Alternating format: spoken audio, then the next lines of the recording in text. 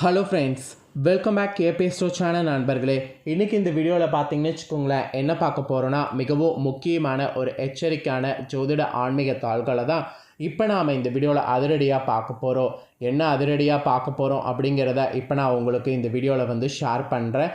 என்ன அதிரடியாக பார்க்க போகிறோம் அப்படிங்கிற விஷயங்களை தெளிவாக இந்த வீடியோவில் இன்ட்ரோவில் ஃபஸ்ட்டு தெரிஞ்சுக்குங்க. அதாவது 2025 மிகவும் முக்கியமான தற்போது 4வது மாதமான ஏப்ரல் மாதமானது நடந்துட்டுருக்குங்க. இந்த ஏப்ரல் மாதம் ஒரு தெய்வீகமான மாதம் என்று சொல்லலாம். காரணம் என்னென்னா, இந்த மாதத்தில் வரக்கூடிய மிக முக்கியமான தெய்வீகமான சம்மந்தப்பட்ட விஷயங்கள்னால தான். ஏன்னா இந்த மாதம் பார்த்திங்கன்னு வச்சுக்கோங்களேன், ஒவ்வொன்றும் அந்த மாதிரி சிறப்பு நாளாக வருது. அதில் ஒரு சிறப்பு நாள் கூட இப்போ வரப்போகுது. அதை பற்றிய தாள்களை தான் இந்த வீடியோவில் ஆன்மீக ஜோதிட தாள்களாக பார்க்க போகிறோம். அதாவது ஏப்ரல் மாதம் 12ஆம் தேதி ஒரு அற்புதமான நாள். அன்று தான் பார்த்திங்கன்னு வச்சுக்கோங்களேன், பங்குனியுடைய 29ஆம் நாள். கிழமை அன்னைக்கு சனிக்கிழமை. வரக்கூடிய இந்த சனிக்கிழமை அப்படி என்ன அற்புதமான நாள் இந்த பிரபஞ்சத்தில் அப்படின்னு கேட்குறீங்களா? வரக்கூடிய இந்த சனிக்கிழமை அப்படி என்ன வருது அப்படின்னா, பௌர்ணமியானது வருது. பௌர்ணமி வருவது என்ன ஒரு பெரிய விஷயமா அப்படின்னு கேட்டிங்கன்னா, ஆமாங்க, பங்குனி மாதத்தில் வரக்கூடிய பௌர்ணமி பிரபஞ்சத்தில் மிகவும் பெரிய விஷயந்தான். இந்த பங்குனி வரக்கூடிய பௌர்ணமி அன்னைக்கு நிறைய சிறப்புகள் பார்த்திங்கன்னு வச்சுக்கோங்களேன் அமைந்திருக்கு. பங்குனியில் வரக்கூடிய பௌர்ணமி அன்னைக்கு ஒவ்வொருவருக்குமே பார்த்திங்கன்னு வச்சுக்கோங்களேன், கிரக மாற்றங்களால் தலையெழுத்து மாறும். அந்த தலையெழுத்து மாறுவதை அந்தந்த ராசிக்காரங்க தெரிஞ்சு பலனடையணுங்கிறதுனால ஒவ்வொரு ராசிக்கும் என்ன தலையெழுத்து மாறும் அப்படிங்கிறத ஷேர் பண்ணிகிட்ருக்கேன். அதில் இன்றைக்கி இந்த வீடியோவில் தனுசு ராசியில் பிறந்த நேயர்களுக்கு ஷேர் பண்ண போகிறேன். தனுசு ராசியில் பிறந்த நேயர்கள் உங்களோட ராசிக்கு என்ன தலையெழுத்து மாறும் அப்படிங்கிறத இந்த வீடியோவில் தெரிஞ்சுக்குங்க. உங்கள் ராசிக்கு மாறக்கூடிய தலையெழுத்தை தெரிஞ்சு அதற்கேற்ப நடந்து பலன் பெறுங்க. வாங்க உங்களோட ராசிக்கு தலையெழுத்து என்ன மாறுங்கிறத இந்த வீடியோவில் பார்க்கலாம். அதுக்கு முன்னாடி பங்குனியில் வரக்கூடிய இந்த பௌர்ணமி இதுக்குன்னு இருக்கக்கூடிய சிறப்புகள் இருக்குல்ல, அதை முதல்ல தெரிஞ்சுக்குங்க. முதல்ல பங்குனி மாதத்தில் வரக்கூடிய பௌர்ணமியுடைய சிறப்புகளை தெரிஞ்சுக்குங்க. அதுக்கப்புறம் மற்றது உங்களுக்கு இந்த வீடியோவில் அதிரடியாக டீட்டெயிலாக பார்க்கலாம். பங்குனியில் உத்தரம், வசந்த நவராத்திரி போன்ற விழாக்களும், காரடையா நோன்பு, விஜய ஏகாதசி, அமலாகி ஏகாதசி போன்ற வழிபாட்டு முறைகளும், காரைக்கால் அம்மையார் குரு பூஜையும் இந்த மாதத்தில் நடைபெறும். அதே போல் இம்மாதத்தில் தெய்வங்களுடைய திருமணங்களோடு மனிதர்களுடைய திருமணங்களும் நிறைய நடைபெறும். அதனால் இது திருமண மாதம் என்ற சிறப்பினை கூட பெறுது. இம்மாதத்தில் தான் தாவரங்களில் உதிர்ந்த இலைகள் தளிர்க்க ஆரம்பிக்கும். அதனால் இம்மாதம் வசந்த காலத்தின் தொடக்கமாகவும் கருதப்படுது. ஆக்சுவலி இவ்வளோ சிறப்பு இருக்கக்கூடிய இந்த பங்குனி மாதத்தில் வரக்கூடிய பௌர்ணமி மகா சங்கம பௌர்ணமி என்று அழைக்கப்படுது. இந்த பங்குனி மாதத்தில் வரக்கூடிய பௌர்ணமி ஒட்டி வரக்கூடிய உத்திர நட்சத்திரத்தில் பங்குனி உத்திரம் முருகன் கோவில்களில் இன்றளவும் கொண்டாடப்படுது. இந்த நாளில் தான் சிவன் பார்வதி, முருகன் தெய்வ யானை, ராமர் சீதை, ஆண்டாள் ரங்கமன்னர் போன்ற தெய்வங்களுடைய திருமணங்கள் நடைபெற்றதாக புராணங்களில் கூறப்படுது. அது மட்டும் இல்லாமல் சாஸ்தா, மகாலட்சுமி, அர்ஜுனன் ஆகியோர்களுடைய அவதார தினமும் இந்த நாளில் தான் நிகழ்ந்ததாக கருதப்படுது. பெரும்பாலானோர் தங்களுடைய குலதெய்வ வழிபாட்டையும் இந்த நாளில் தான் மேற்கொள்கிறாங்க. ஸோ இந்த நாள் பார்த்திங்கன்னு வச்சுக்கோங்களேன், ரொம்ப சிறப்பான நாள்.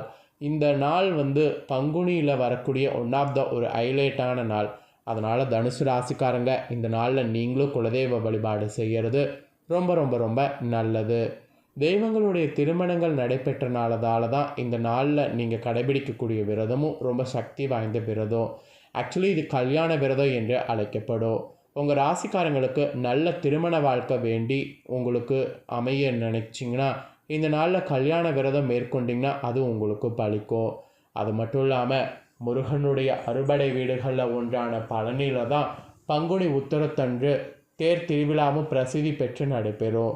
இந்த பௌர்ணமி ஒட்டி வரக்கூடிய அந்த நாளில் தான்.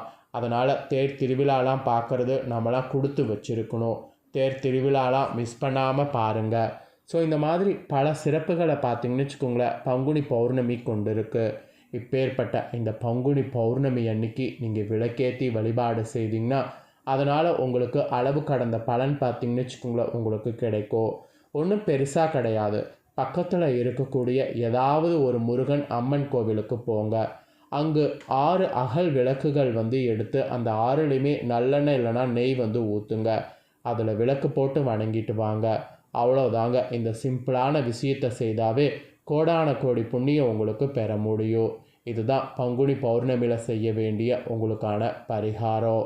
இப்போ நெக்ஸ்ட்டு இந்த பௌர்ணமியிலேருந்து உங்கள் தலையெழுத்து எப்படி மாறுங்கிறத சொல்ல போகிறேன்.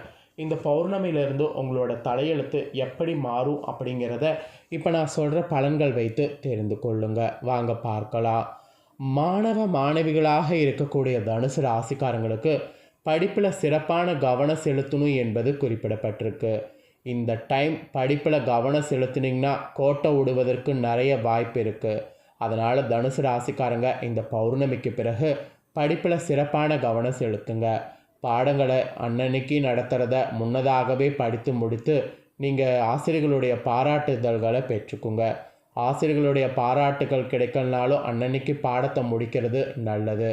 எதிர்பார்த்த மதிப்பெண்கள் அள்ளுவது உங்களுக்கு இருக்குது. எதிர்பார்த்த மதிப்பெண்களை அள்ளுவதற்கு முயற்சி பண்ணுங்க. எதிர்பார்த்த மதிப்பெண்களை அள்ளுவதற்கு முயற்சி பண்ணும்போது தான் நீங்கள் காலேஜிலலாம் நல்லா சேர முடியும். ஸோ இது மாணவ மாணவிகளுக்கு ஒரு எச்சரிக்கையாக சொல்லப்பட்ட விஷயங்கள். அதுக்கப்புறமா பெண்களாக இருக்கக்கூடிய தனுசு ராசிக்காரங்களுக்கு இந்த பௌர்ணமிக்கு பிறகு குடும்பத்தில் அனுகூலமான சூழ்நிலையை காண்பீங்க. உங்களுடைய உடல் ஆரோக்கியம் கூட சிறப்பாக இருக்கும். உடல் ஆரோக்கியம் சிறப்பாக இருந்தாவே பாதி உங்களுக்கு ஜெயிச்ச மாதிரி தான். உற்றார் உறவினர்கள் கூட உங்கள்கிட்ட பாசத்தோடு பழகுவாங்க. அது உங்களுக்கு ஒரு நல்ல தெம்பை கொடுக்கும்.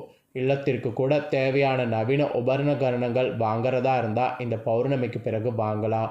ஏசிலாம் வாங்கிறதா இருந்தால் இந்த பௌர்ணமிக்கு பிறகு வாங்கலாம். உங்களுக்கு எந்த பிரச்சனையும் இல்லை.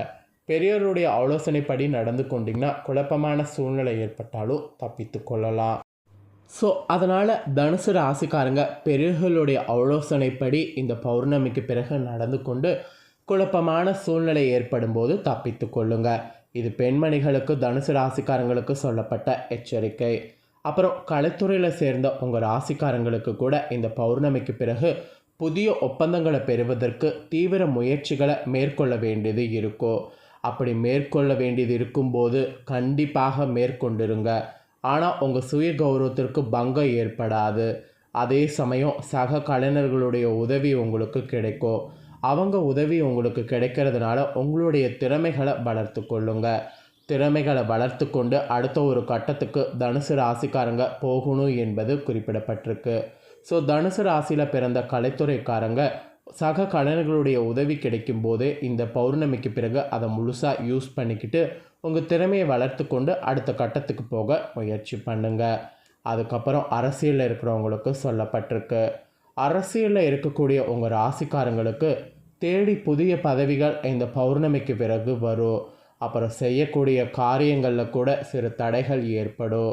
அப்படி ஏற்பட்டாலும் பயப்பட தேவையில்லை. தொடர்ந்து உங்களுடைய வேலைகளை செய்துட்டே இருங்க. அதனால் முடிவு உங்களுக்கு சாதகமாகவே அமையும். அதே சமயம் பொதுநலத்தோடு இணைந்த சமுதாய நலன் சார்ந்த எண்ணங்கள் நீங்கள் செயல்படுத்தணும். அப்படி நீங்கள் செயல்படுத்தும் போது உங்களுக்கு பார்த்திங்கன்னு வச்சுக்கோங்களேன், அதன் மூலிமா நல்ல லாபம் கிடைக்கும். தொண்டர்களெல்லாம் அரவணைத்து சென்று அவர்களுக்கு தேவையான உதவிகள் செய்யணும். அப்போ தான் உங்களுக்கு மறைமுக எதிர்ப்புகள்லாம் அகலும். ஏன்னா தொண்டர்கள் உங்களுக்கு உதவிகள் செய்வாங்க.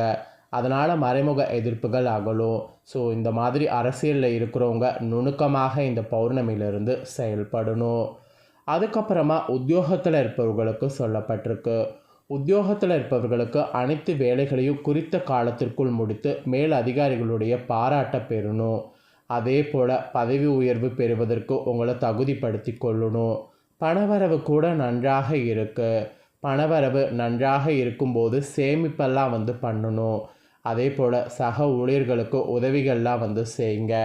சக ஊழியர்களை உங்களை நல்லா பார்த்துக்கிறதுக்கு இப்போ நீங்கள் அவங்களுக்கு உதவிகள்லாம் செய்யணும். இப்போ நீங்கள் உதவிகள் செய்தீங்கன்னா ஃப்யூச்சர் அவங்க நல்லா அவங்கள பார்த்துக்குவாங்க. ஸோ உத்தியோகத்தில் இந்த மாதிரியெல்லாம் செயல்படணும். ஸோ தனுசு ராசியில் பிறந்தவங்களுக்கு இந்த மாதிரியான பலன் தான் இந்த பௌர்ணமியிலிருந்து கிடைக்க போகுது. உங்களுக்கான என்ன பலன் கிடைக்கும், நீங்கள் எப்படி நடந்துக்கணும் அப்படிங்கிறத தெளிவாக உங்களுக்கு இந்த வீடியோவில் ஷேர் பண்ணிட்டேன். ஷேர் பண்ணதை தெளிவாக இந்த வீடியோவில் உங்கள் ராசிக்கு நீங்கள் தெரிஞ்சிருப்பீங்க. ஸோ தெரிஞ்சதுக்கேற்ப தனுசு ராசிக்காரங்க நடந்து இதற்கேற்ப பலன் பெறுங்க. இந்த வீடியோவை உங்கள் ஃப்ரெண்ட்ஸ் ஃபேமிலிக்கு ஷேர் பண்ணுங்கள். உங்கள் ஃப்ரெண்ட்ஸ் ஃபேமிலியில் இருக்கக்கூடிய தனுசு ராசிக்காரங்களும் இதை பார்க்கட்டும். இதை பார்த்து இதற்கேற்ப நடந்து அவங்களும் வந்து பயனடையட்டும். ஸோ கண்டிப்பாக வந்து வீடியோவை வந்து அவங்களுக்கும் ஷேர் பண்ணுங்கள், பார்க்கட்டும். மேலும் இதே போல் புதிய அப்டேட்டான நிறைய வீடியோ நம்ம சேனலில் போடப்படும். அது எல்லாத்தையுமே உடனுக்குடனே தெரிந்து கொள்ள மறக்காமல் நம்ம சேனலை சப்ஸ்கிரைப் பண்ணுங்கள். கூட பெல் பண்ண ப்ரெஸ் பண்ணுங்கள். அதை பண்ணிட்டீங்கன்னா இனி நான் போகிற மற்ற அப்டேட்டான எல்லா வீடியோஸும் உடனுக்குடனே தெரிந்து கொண்டு பயனடையலாம். ஸோ மறக்காமல் சப்ஸ்கிரைப் பண்ணி பெல் பண்ண ப்ரெஸ் பண்ணுங்கள். நெக்ஸ்ட்டு இதே போல் சுவாரஸ்யமாக வேறொரு வீடியோவில் உங்களை சந்திக்கிறேன். தேங்க்யூ.